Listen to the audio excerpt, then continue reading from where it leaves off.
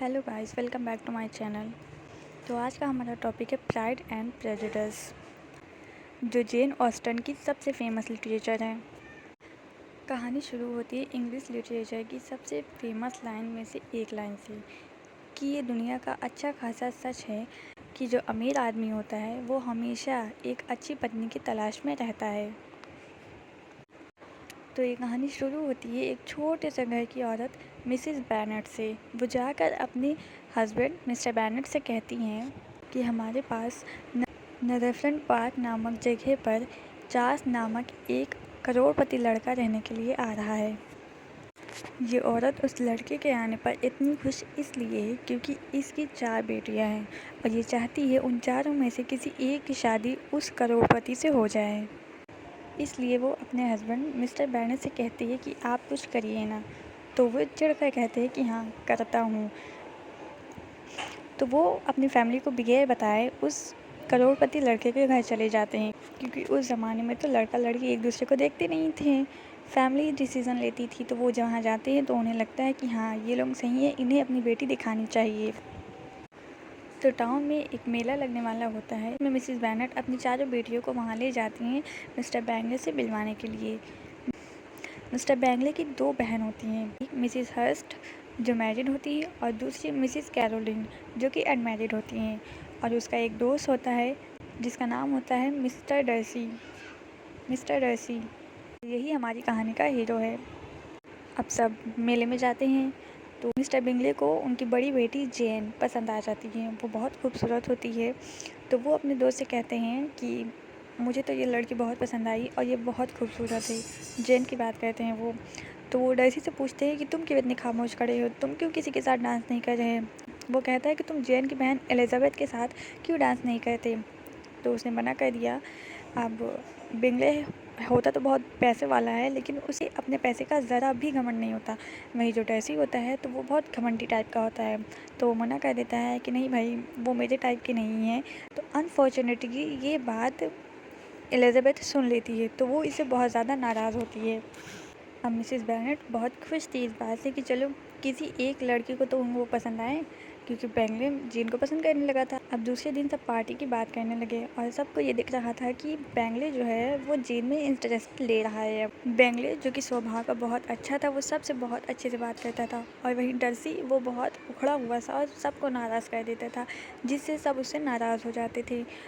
तो डर्सी किसी को भी जल्दी पसंद नहीं आता था और वहीं जो बैंगले था वो सबको पसंद आ जाता था और सबसे बहुत जल्दी दोस्ती कर लेता था।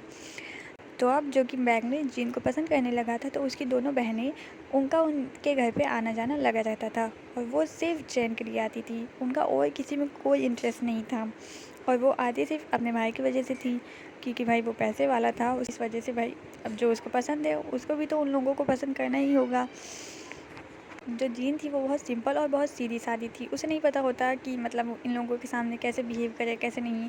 तो जो एलिजाबेथ होती है और उसकी एक फ्रेंड होती है, वो जीन को बताती है कि हाँ इन लोगों के सामने ऐसे बिहेव करो और ऐसे रहना चाहिए। वहीं दूसरी तरफ मिस्टर डर्सी को भी अब ये लगने लगा था कि एलिजाबेथ जितनी उस पार्टी में ख़राब लग रही थी उतनी वो है नहीं। उसको भी अब इसमें इंटरेस्ट होने लगा था थोड़ा थोड़ा। तो एक दिन बैंगले की बहन ने जीन को लेटर लिखकर इनवाइट किया अपने घर पर और उनकी मदर ने उसको भेज दिया। ये भी नहीं देखा कि मौसम ख़राब है या नहीं, उन्होंने उसे घोड़े पर सवार करके भेज दिया। तो अब जो कि वो वहाँ चली गई थी, आंधी तूफान में भी उनके घर चली गई थी, तो वो उसकी तबीयत ख़राब हो गई थी बहुत ज़्यादा और वहाँ उसकी कोई केयर नहीं करता था, जिससे उसकी तबीयत और ज़्यादा ख़राब हो गई। तो वो दूसरे दिन लेटर लिख के अपनी बहन एलिजाबेथ को बुलाती है और वो 3 दिन तक चल कर वहाँ जाती है। वहाँ जाते जाते उसकी तबीयत भी ख़राब हो जाती है, लेकिन फिर भी वो देखती है कि उसकी बहन का कोई ख्याल नहीं रख रहा था, क्योंकि जो बैंगले की बहन थी वो सिर्फ बैंगले की वजह से उससे इतना ज़्यादा मोहब्बत दिखा रही थी, बाकी ऐसा कुछ नहीं था। उन लोगों को वो पसंद नहीं थी। तो जब एलिजाबेथ जाती है तो वो ही उसका ख्याल रखती है और अपना भी। जीन की तबीयत बहुत ज़्यादा ख़राब होती है, तो इस वजह से उन लोगों को 2 रात वहीं रुकनी पड़ती है।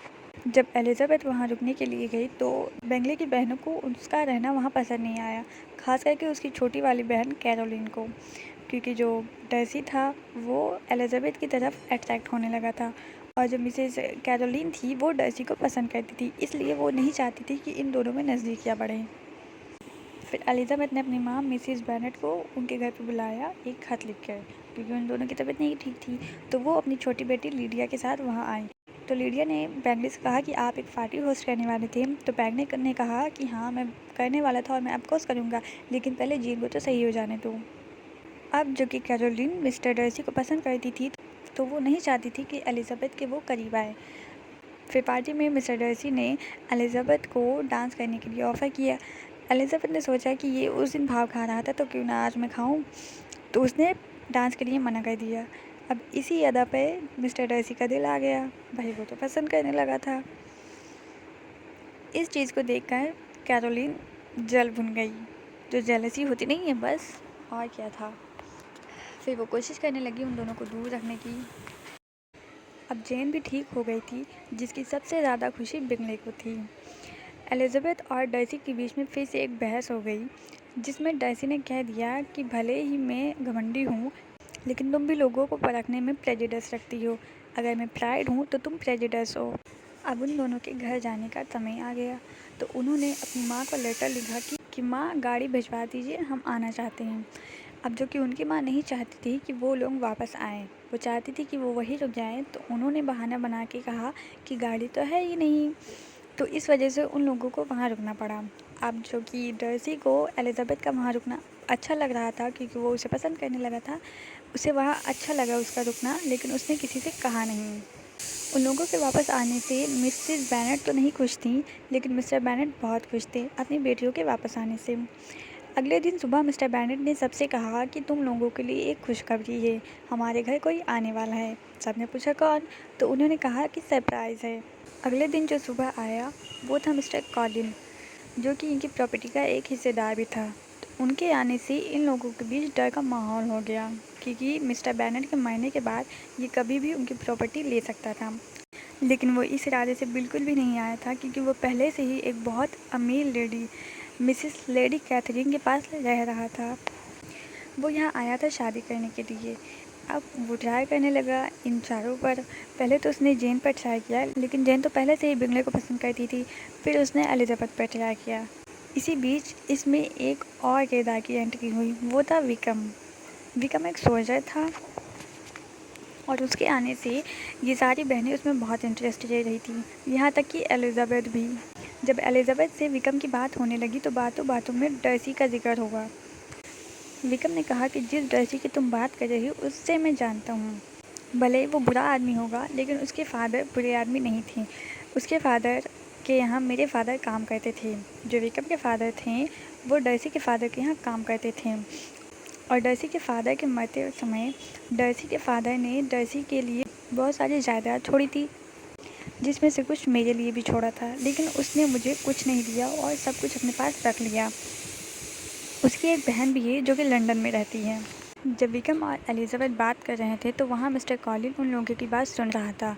तो उसने कहा कि जिस डर्सी की तुम लोग बात कर रहे हैं उसे मैं जानता हूँ। वो लेडी कैथरीन का भतीजा है, और उस लेडी कैथरीन अपनी बेटी की शादी करवाना चाहती है। ये सुनकर एलिज़ाबेथ शॉक हो गई। उसे एक ही दिन में नई नई बातें जानने को मिल रही थी। एक दिन मिस्टर कॉलिन ने एलिज़ाबेथ को अकेले बुलाया बात करने के लिए। उसने कहा कि मेरा यहाँ आने का रीज़न सिर्फ शादी करना है, और जो कि मुझे लेडी कैथरीन ने शादी करने के लिए कहा है। उन्होंने कहा कि अगर तुम्हें यहाँ रहना है तो शादी करनी होगी।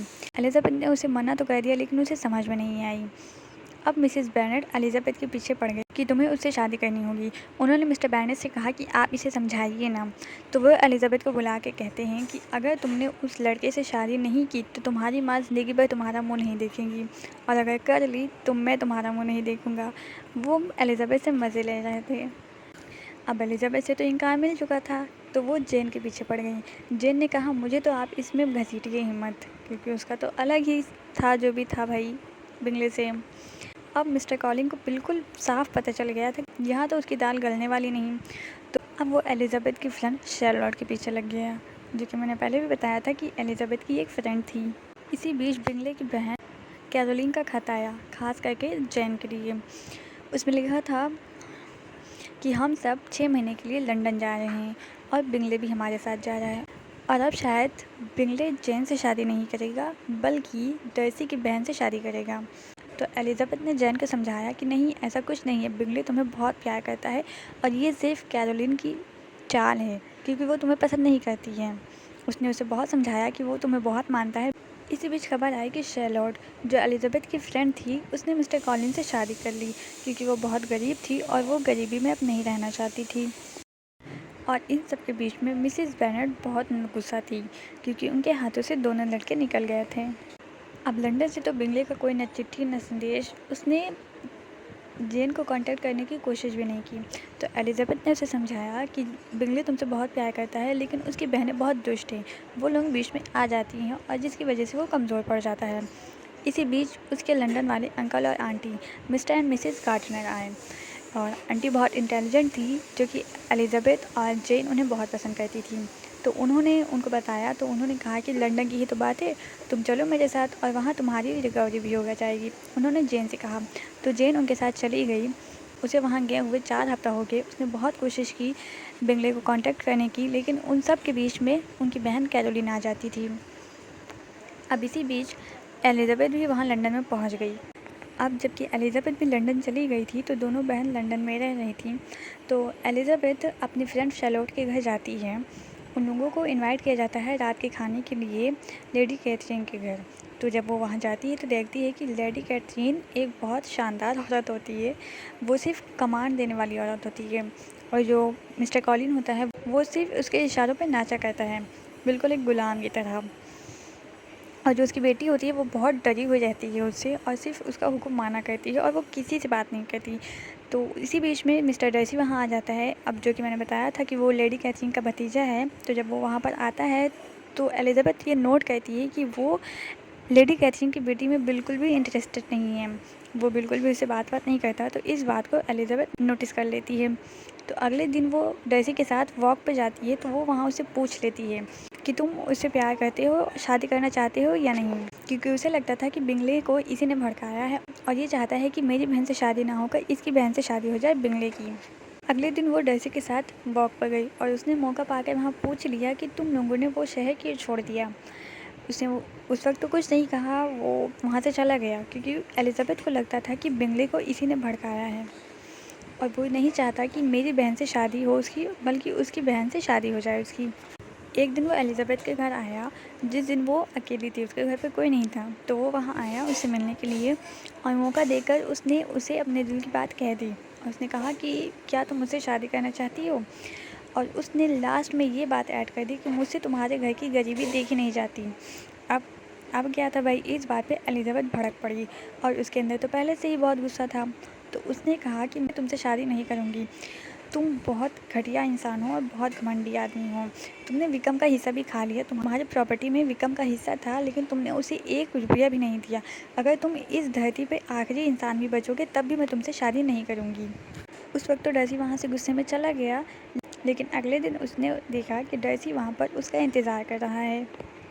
उसने एलिज़ाबेथ से कुछ नहीं कहा, बस जवाब में एक खत एलिज़ाबेथ के हाथ में पकड़ाकर और चला गया। उसमें लिखा था कि बेंगले को मैं लंदन नहीं लेके आया, बल्कि उसकी बहन कैरोलिन लेके आई। और विक्रम के बारे में तुम जानती क्या हो, वो बहुत घटिया और नीच किस्म का आदमी था। उसने अपने पढ़ाई के सारे पैसे अय्याशी में उड़ा दिए, और उसने मेरी 16 साल की बहन को पैसों के लिए घर से भगाने की कोशिश की। उसे जब ये सब पता चला तो बहुत शौक लगा। उसने सोचा कि ये डर्सी जो है वो इतना बुरा आदमी भी नहीं है जितना मैं सोचती थी, क्योंकि उसे सिक्के का दूसरा पहलू आज पता चला था। अब जब एलिज़ाबेथ और जैन घर वापस लौटने लगी तो उन्हें अपनी दोनों छोटी बहन दिखाई दी, और उन्होंने देखा कि वो दोनों आजकल मिलिट्री वालों में ज़्यादा इंटरेस्ट ले रही हैं। खास करके छोटी वाली लीडिया, वो बहुत ज़्यादा इंटरेस्ट ले रही थी मिलिट्री वालों में। जो लीडिया थी वो अब विक्रम की तरफ अट्रैक्ट होने लगी। जब ये लोग घर आ गए तो लीडिया ने बताया कि हम समर की छुट्टी मनाने के लिए मिलिट्री वालों के साथ जाएंगे। तो एलिज़ाबेथ और जैन ने मना कर दिया था, क्योंकि उन्हें अब उनकी सच्चाई पता चल गई थी। तो एलिज़ाबेथ ने मिस्टर बेनेट से कहा कि आप लीडिया को रोकिए, ये बहुत बेवकूफ़ लड़की है, ये कुछ भी कर सकती है। तो मिस्टर बेनेट ने कहा कि इसे जो करना है उसे करने दो, वो खुद गलती करेगी और खुद ही सीखेगी। वो बिल्कुल इररिस्पॉन्सिबल पेरेंट्स थे, मतलब कोई कुछ भी करे उन्हें फ़र्क नहीं पड़ता था। इस बीच एलिज़ाबेथ की विक्रम से बात हुई, तो एलिज़ाबेथ ने विक्रम को सब कुछ बता दिया, तो वो वहाँ से चला गया। उस लेटर को पढ़ने के बाद से एलिज़ाबेथ डर्सी को पसंद करने लगी थी और उसे उसकी याद आने लगी। तो वो लंदन में फिर से अपने अंकल आंटी के पास गई और वहाँ जाने पर वहाँ के जो नौकर था उसने डर्सी की बहुत ज़्यादा तारीफ़ की। उसके नौकर ने बताया कि डर्सी अपनी बहन से बहुत प्यार करता है और उसके अंदर बहुत पॉजिटिव चेंजेस थे। उसके अंकल आंटी ने आज तक उसके बारे में सिर्फ नेगेटिव ही सुना था, लेकिन जब उसे देखा तो उन्हें इस बात का एहसास हुआ कि हाँ, ये तो बहुत अच्छा बंदा है। एलिज़ाबेथ के रिजेक्शन का इसके ऊपर बहुत असर हुआ था। तो जब ये वहाँ आया तो उसने एलिज़ाबेथ से कहा कि एलिज़ाबेथ, मैंने आज तक जितनी भी लड़कियाँ देखी हैं उनमें से तुम सबसे खूबसूरत हो। उसे ऐसा लग रहा था कि वो अभी भी उसको पसंद करता है, उसके रिजेक्शन के बाद भी। इसी बीच खबर आई कि उसकी छोटी बहन लीडिया विक्रम के साथ भाग गई है और वो शादी करने के लिए वहाँ से निकली है। और ये भी पता चला कि विक्रम उससे शादी नहीं करना चाहता, वो सिर्फ फ़ायदा उठाने के लिए ये सब कर रहा है। और सब लीडिया की तलाश में ही जेन ने ये लेटर भेजा और ये लेटर देखते ही सब चले गए वहाँ से। ये सारी बात डर्सी को बताई गई तो डर्सी ने कहा कि मैं कुछ करता हूँ और वो वहाँ से चला गया। जब वो घर आई तो उसने देखा कि उसकी माँ का रो रो के बुरा हाल था। ये वही थी जो अपनी छोटी बेटी को बहुत लाड प्यार करती थी और उन्होंने उस पर ज़रा सा भी ध्यान नहीं दिया था, जिसका ये अंजाम हुआ था। अब लीडिया और विक्रम को बहुत ढूंढा गया लेकिन वो लोग नहीं मिले।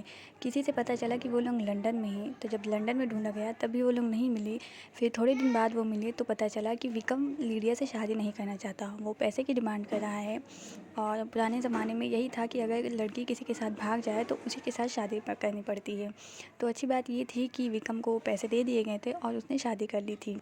तो जब लीडिया शादी करके वहाँ से आती है तो वो अपनी बड़ी बहनों पर हंसती है कि मैंने तुम लोगों से पहले शादी कर ली है। और विक्रम तो ऐसे रिएक्ट कर रहा था कि जैसे उसने कुछ किया ही ना हो।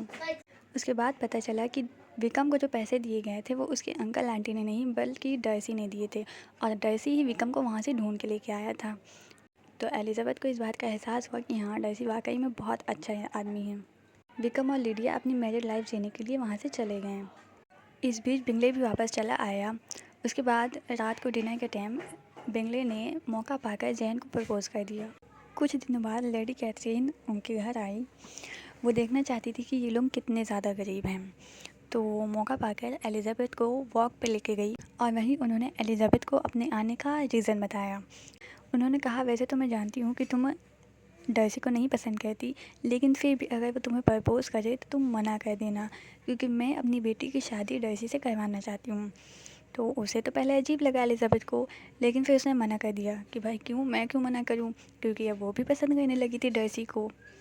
एलिज़ाबेथ और डर्सी का जो फर्स्ट इम्प्रेशन पड़ा था उससे सबको यही लग रहा था कि वो डर्सी से नफ़रत करती है। इवन कि उसकी मदर और उसके फादर को भी यही लगता था कि वो डर्सी से नफ़रत करती है। अब जबकि वो जिससे नफ़रत करती है तो उससे शादी थोड़ी ना कर सकती है। लेकिन उसके अंदर भी अब फीलिंग चेंज हो गई थी, वो डर्सी को पसंद करने लगी थी। तो एक दिन डर्सी एलिज़ाबेथ को वॉक पे लेके गया तो वहाँ डर्सी ने कहा कि एलिज़ाबेथ, तुम्हारे लिए आज भी मेरी फीलिंग वही है जो पहले थी। इवन कि जबकि तुमने मुझे रिजेक्ट किया है उसके बाद भी मैं तुमसे प्यार करता हूँ। तुमने मुझे रिजेक्ट कर दिया था लेकिन फिर भी मेरी फीलिंग तुम्हारे लिए चेंज नहीं हुई। लेकिन यहाँ पर एलिज़ाबेथ ने कहा कि मेरे दिल में तुम्हारे लिए फीलिंग चेंज हो गई है, लेकिन उसके बाद से। और इसके बाद डर्सी ने भी एलिज़ाबेथ को प्रपोज़ कर दिया। तो जेन की बिंगले से और एलिज़ाबेथ की डर्सी से शादी हो गई और ये दोनों हंसी खुशी मेरी लाइफ जीने लगे। तो कैसी लगी आप सबको ये नॉवल? मुझे तो बहुत अच्छी लगी। आई होप कि आप सबको भी पसंद आई हो। Thanks for watching my video.